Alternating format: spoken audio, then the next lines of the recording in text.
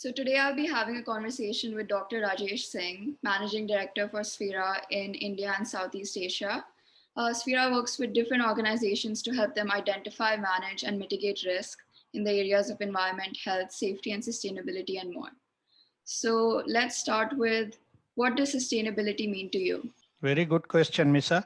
Uh, Sustainability, I mean, it's a broader topic, and it has been coined way back earlier, known as a sustainable development from the UNEP, United Nations. And the sustainable development topic has been emerging topic, and it has been embedded to various nations also as a part of sustainable development goals. So country has committed sustainable development goals as an agenda for 2030, having 169 indicators, and that focus on various aspects related to environment, social, and governance related. So what does it mean, economic or environmental and social aspects? So environmental aspects could be related to biodiversity topics. So it's all about energy, so saving of energies. It's all about wastage reduction, recycling. It's all about conservation of our precious resources.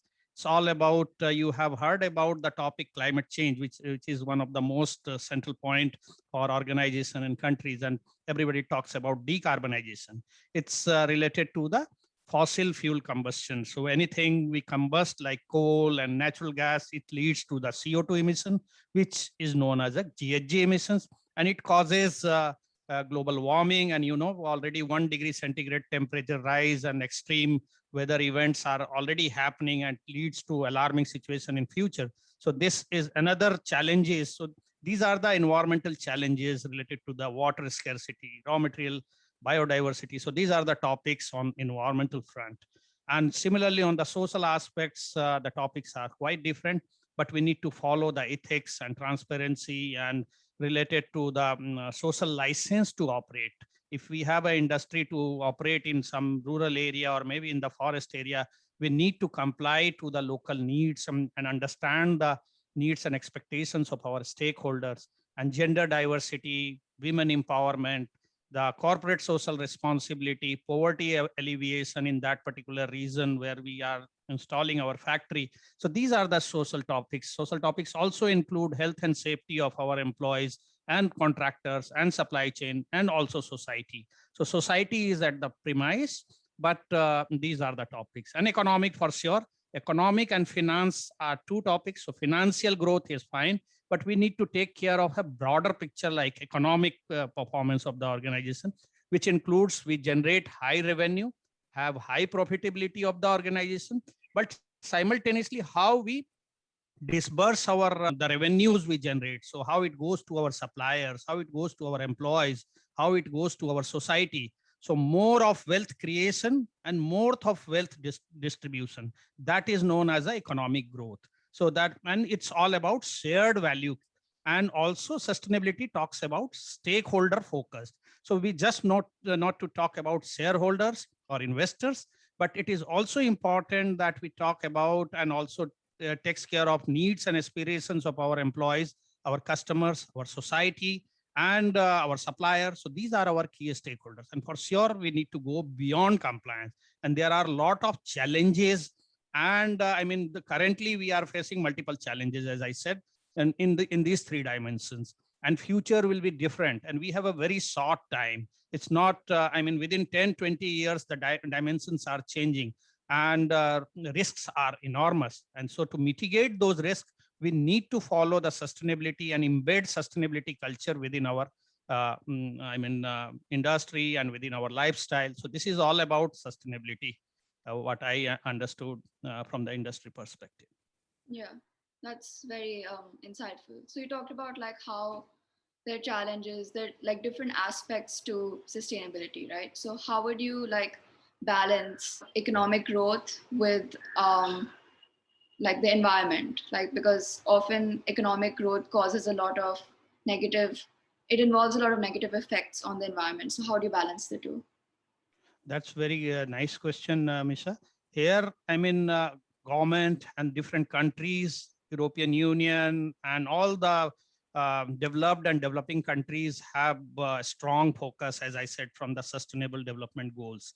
And from that goals, like environmental topic and social compliance are must. So the countries have uh, formulated and implemented regulations and stipulations to comply to their different requirements. So if you want to install a factory and somewhere, then you need to take an environmental impact assessment and take care of what are the benefits of your industry and what you are going to do with that, and how you take care of an environmental management plan. So those kind of thing, and there are multiple laws and acts and rules, uh, not only in India, everywhere, which takes care of environmental and social standards, and there are set of rules also which needs to be complied. So these are the basic which we need to comply, and from there we have to take it forward. So today is just not compliance. So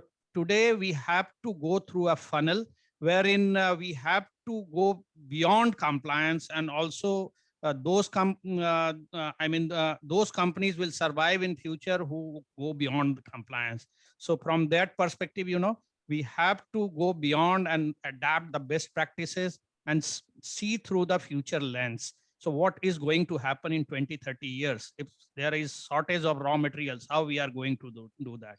So Yeah. sustainability has to be embedded in our entire life cycle of our product journey, right from the cradle to the manufacturing, to the product use, to their product end of life. So we have to think on the cradle to cradle perspective, and we have to think before design stage. So at the design stage only, we have to start thinking and acting upon what we need to do on that.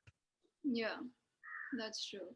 And are there like some industries which are better aligning themselves with the sustainability movement than others?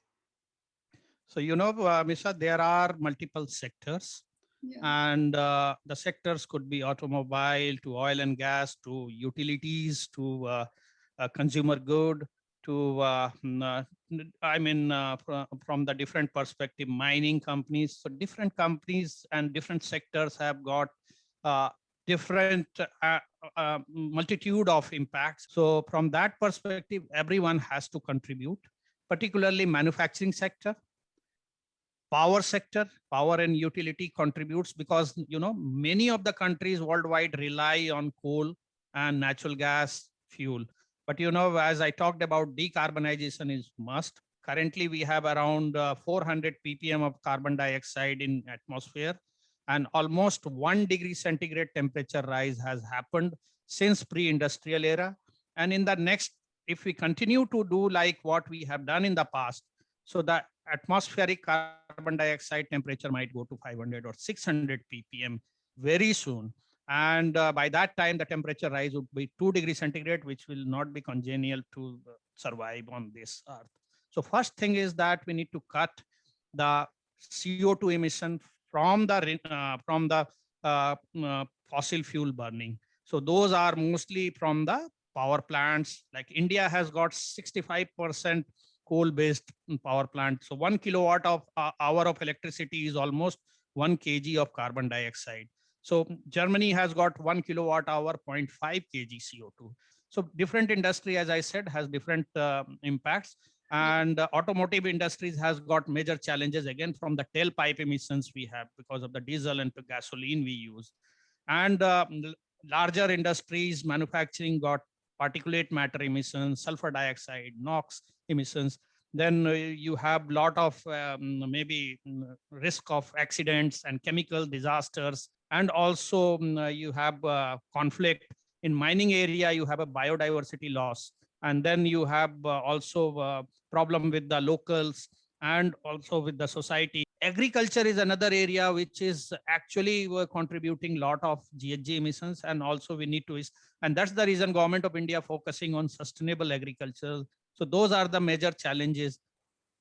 So, do you think that companies by themselves will be able to take us where we need to be in like this short span that we have, or does the government need to have like strong policies like carbon tax or like like heavy subsidies for renewable energy, or like electric vehicles, stuff like that.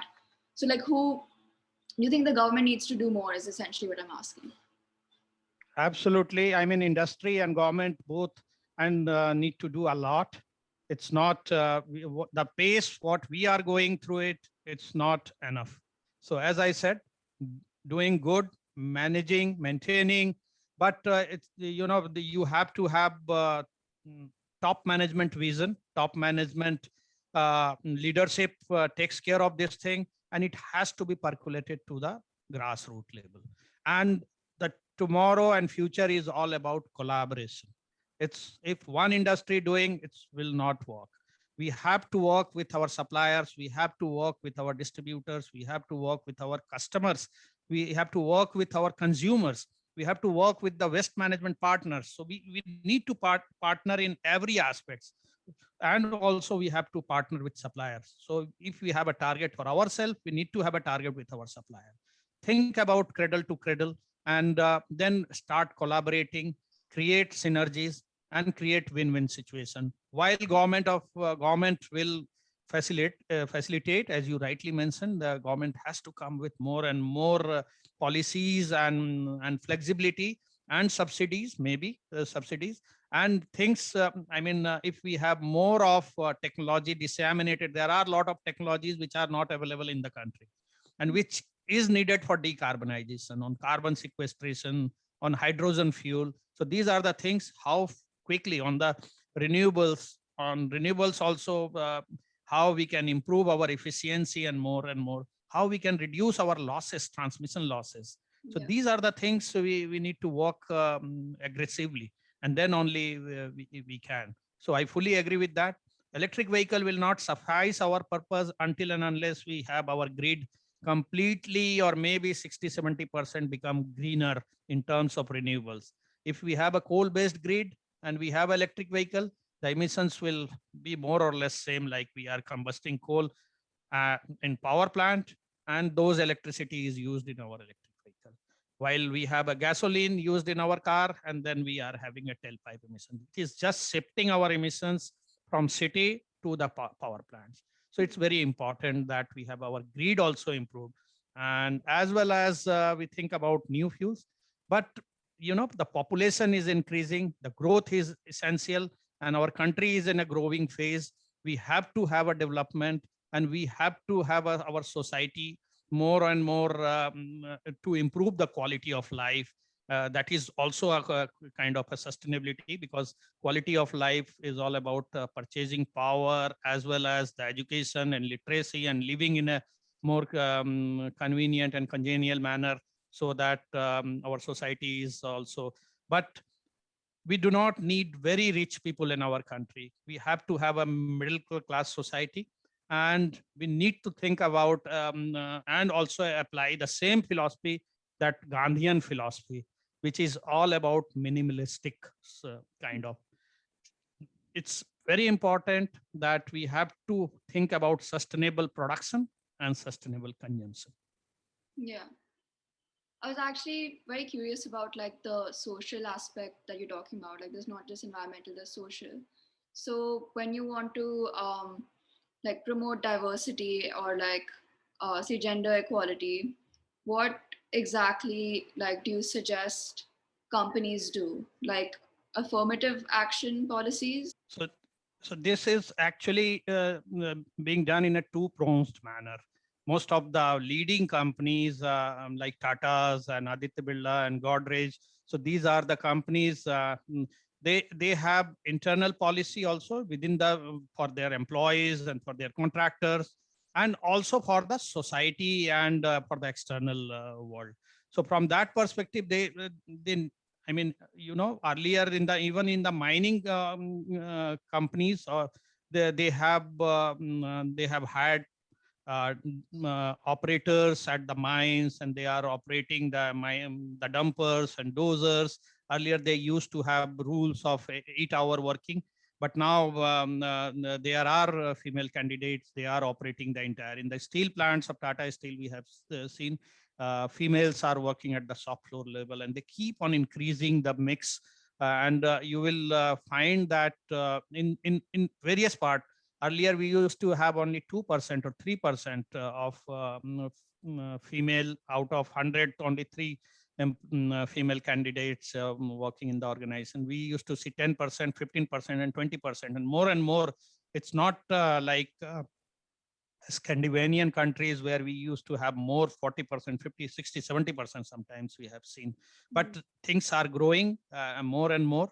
And similarly, as you rightly mentioned about the affirmative actions for the society as a part of corporate social responsibility, the projects, most of the projects of government owned companies as well as the private sectors, they give lot of impetus on sustainable livelihood, women empowerment, job creation, and more learning for the women, so that they become knowledgeable and skillful, and then society becomes more and more. So it's a very strong focus of government as well as industry giving, and more coming in the board. More earlier, we do not find female in the board of companies, but more and more we have seen a lot of independent directors, as a part of board of director there are multiple females, they are part of the entire board. So That's it's progressing well, I think. Yeah. yeah. Okay, so final question. What do you think the future looks like for India? I think India has been in a transition, and India is going to become one of the largest economy in future, which we are pretty sure. And the way India is growing, youth, the next generation is fully equipped, and they understand the uh, society, and they understand the business, they understand, and they have a proper understanding of entire, I would say, constellations of activities happening. So the youth will be contributing a lot, the younger generation, and they will be influencing, and the digitalization will also help a lot in the progress.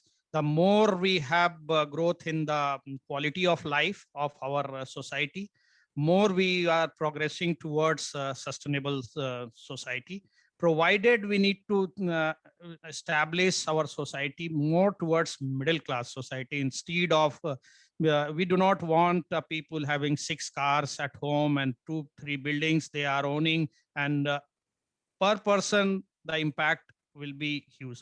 Currently, per capita GHG impacts is around 2 ton, which is very good in India. Why this is good? Because we have a larger population. But if we have a larger population growing like United States and European Union, then it will become a havoc. So we have to immediately think about minimalistic approach, more of recycling, more of conservation, reduction of resources, and because we have to live in resource constraint economy, so less of resource consumption and create more and more value, so more of recycling. So future will be more of recovery, recycling, refurbishment, and all about extending the life of a product, using more and more service extended products. So this our society understand, instead of going with something like fast moving things, we cannot afford to do that more in future. So in that way we will be able to reach to and innovation would be another topic. We have a lot of startups and implementation is very fast, so we have young generation contributing a lot in our society, and they can contribute significantly through their startups. And this is the way I am very hopeful that India is going to a rapid pace for improvement and progress and development, while managing the environmental and social aspects in Yeah, a comfortable. yeah. Well, it was great learning from you about all of the aspects of sustainability in India. And yeah, I think it was very insightful. So thank you. Thank you.